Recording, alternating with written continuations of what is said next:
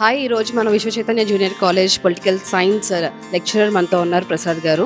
So sir గురించి చెప్పాలంటే first వారు మన కాలేజ్తో ఎన్ని సంవత్సరాల నుంచి ఉన్నారు అనేది చెప్పాలి. సార్ నేను చెప్పడం కంటే మీరు చెప్తే బాగుంటుందేమో. చెప్పండి, మీరు ఈ కాలేజ్లో ఎన్ని సంవత్సరాల నుంచి టీచ్ చేస్తున్నారు? నేను 20 ఇయర్స్ నుంచి టీచ్ చేస్తున్నాను ఇక్కడ.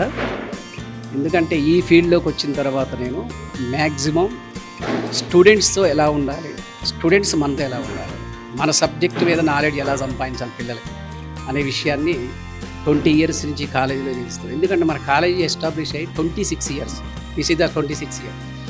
ఈ 26 సంవత్సరాల నుంచి మన కాలేజీ నడుస్తుంది అంటే ఈ కాలేజీకి ఉన్నటువంటి ఏంటంటే మోరల్ వాల్యూస్, అంటే ఎథికల్ బేస్ అంటే మోరల్ వాల్యూస్. ఆ మోరల్ వాల్యూస్ ముందు మనకి ఇక్కడ పిల్లలకి ఒక క్రమశిక్షణ అంటే డిసిప్లిన్ నేర్పిస్తాం. ఆ తర్వాత సబ్జెక్ట్ మీద ఫోకస్ చేస్తాం. సబ్జెక్ట్ నుంచి టెస్టుల మీద ఫోకస్ చేస్తాం.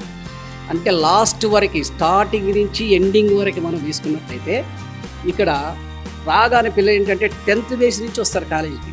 వాళ్ళు ఏదో ఊహించుకుని వస్తారు, ఆలోచించుకుని వస్తారు.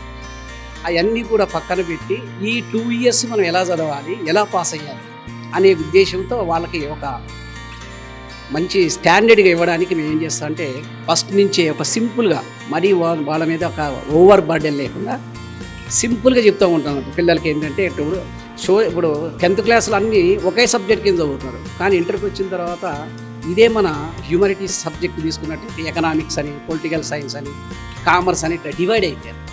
ఒక్కొక్క సబ్జెక్ట్ చెబుతాం కాబట్టి ఆ ఒక్కొక్క సబ్జెక్టులో కూడా పిల్లలు బర్డెన్ కాకుండా ఒక మంచి వాతావరణంలో వాళ్ళకి లెసన్ చెప్పుతూ అదే లెసన్ని మళ్ళీ ఈవినింగ్ ఒక టెస్ట్గా పెట్టేసుకుంటూ అట్లా కంటిన్యూ చేస్తూ ఉన్నారు ఒక 6 మంత్స్.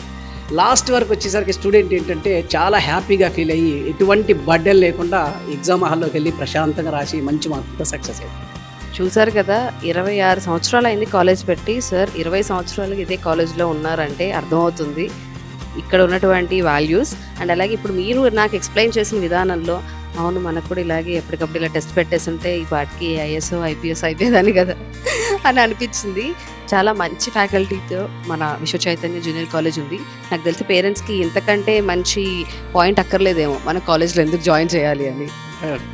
అందుకే నేను కూడా అది చెప్తాను. పేరెంట్స్ కూడా నేను చెప్పేది ఒక్కటే, ఒక మంచి డిసిజన్ తీసుకోండి, జాయిన్ చేయించండి. పిల్లలకి ఎటువంటి మోరల్ వాల్యూస్ కావాలి, ఎటువంటి ఎథికల్ వాల్యూస్ కావాలి, ఎటువంటి నేచర్ ఉన్నటువంటి ఎడ్యుకేషన్ కావాలి, మీకు ఇవన్నీ కూడా మన కళాశాల నుంచి వాళ్ళకి స్పష్టంగా ఇవ్వడం జరుగుతుంది. అందుకని ఇక్కడ మనకి చెప్పడం జరుగుతుంది ఈ విషయాలన్నీ కూడా. Thank you so much sir. Thank you అండి.